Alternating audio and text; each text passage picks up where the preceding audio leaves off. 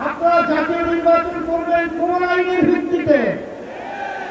সেই আইনের ভিত্তি হলো জুলাই সনদ যখন আইনি ভিত্তি পাবে তখন জাতীয় নির্বাচন আইনি ভিত্তি তৈরি হবে, অবৈধ নির্বাচন হবে।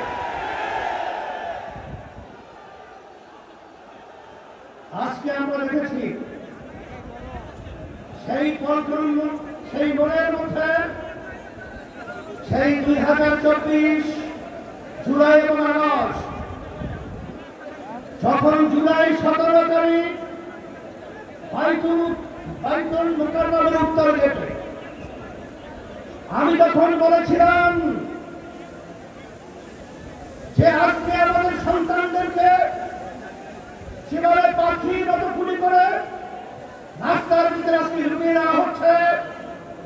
আমি বাংলাদেশের সর্বশ্রেণী ছাত্র জনতা আলেম ওলামা হাফেজ সহ সবাইকে আহ্বান জানিয়েছিলাম যে এখন আমাদের ঘরে বসে থাকার সুযোগ নেই, ঘরে বসে থাকার সময় নেই। আমরা আজকে রাস্তায় আসবো, ফ্যাসিস্টকে উৎখাত করব, বাংলার জমিন থেকে কারাগারের পারে নিক্ষেপ করব। হয়েছে তাই বাংলাদেশ মুক্ত হয়েছে। সেই হিসাবে আজকে আমরা দেখেছি দুই শ্রেণীর মানুষ এখন দুই মেরুতে অবস্থান করছে। এর ভিতরে এক শ্রেণীর মানুষ হল যারা নাকি আমরা দেশপ্রেমিক, আর এক শ্রেণীর হল ক্ষমতা প্রেমিক। ফ্যাসিস্ট আওয়ামী লীগ সরকার তারা দেশপ্রেমিক ছিল না, তারা ছিল ক্ষমতা প্রেমিক। তারা কিন্তু এক পর্যায়ে আমাদের বাংলাদেশ থেকে পালিয়ে কাটাতার পার হয়ে ভারতে অবস্থান করছে। যারা ফ্যাসিস্ট হওয়ার চিন্তা করছেন, যারা গণভোট নিয়ে নির্বাচনের আগে যাওয়ার ব্যাপারে তালবাহানা করছেন, আমি তাদেরকে উদ্দেশ্য করে বলতে চাই আজকে বাংলাদেশের ছাত্র জনতা সর্বশ্রেণীর মানুষ আজকে জুলাই ভিত্তিক আইনি সর্বপ্রথম চায়, তারপর জাতীয় নির্বাচন চায়।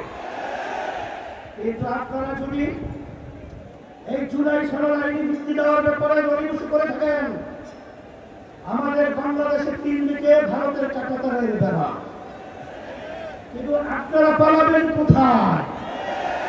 আপনাদের জন্য অপেক্ষা করছেন সেই দক্ষিণে বঙ্গোপসাগর। এছাড়া কিন্তু আপনাদের পালাবার কোথাও জায়গা নেই।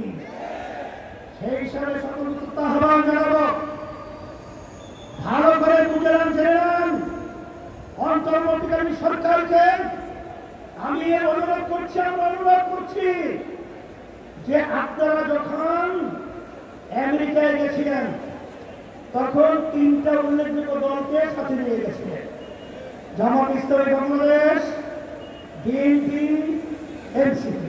কথা ঠিক কিনা? আপনারা জাতীয় নির্বাচনের আগে গণভোট থেকে আপনারা কোন প্রক্রিয়া, কোন হিসাব লাগবে, অঙ্ক শিখাতে হবে। আজকে এনসিপিও চায় যে গণভোট আগে হবে, তারপর জাতীয় নির্বাচন হবে। জামাত ইসলামও চায় আগে গণভোট হবে, তারপর জাতীয় নির্বাচন হবে। শুধু একটা দল বিএনপি, তারা ভোট চায় কখন? জাতীয় নির্বাচনের দিন। বাংলাদেশের মানুষ বুঝে গেছে আপনাদের উদ্দেশ্য ভালো না। যদি আপনাদের উদ্দেশ্য ভালোই হয়ে থাকে, যেখানে আইনি ভিত্তির ব্যাপারে একমত আপনারা পোষণ করেছেন, সেখানে গণভোটে এত গরিবসী কেন? এটা জাতির কাছে পরিষ্কার হয়ে গেছে। আমরা অন্তর্বর্তী সরকারকে বলব, আমরা শান্তিপ্রিয়, বারবার রাস্তায় রবীন্দ্রনাথকে পড়াচ্ছেন, আপনারা পড়িয়েছেন, আর কত রাস্তায় নামতে হবে? এরপরে পরামর্শ ভিত্তি আমরা বাংলাদেশের সর্বস্তরের মানুষদের নিয়ে এমন কর্মসূচি ঘোষণা করে